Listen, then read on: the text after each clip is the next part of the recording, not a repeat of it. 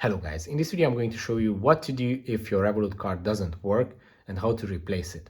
It's very easy. I'm going to show you step by step. Just go to the Revolut application.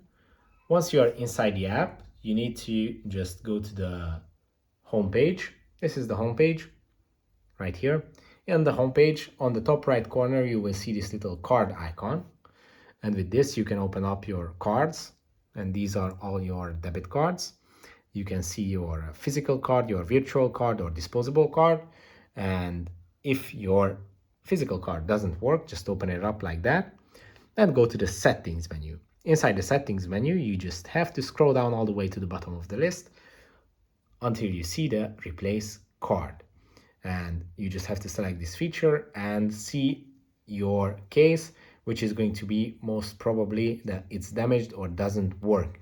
If you select this feature, you can tell Revolut your details, your address, and they are going to deliver a new card to your address in a couple of days. If this video was helpful for you, please consider sending a super thanks donation.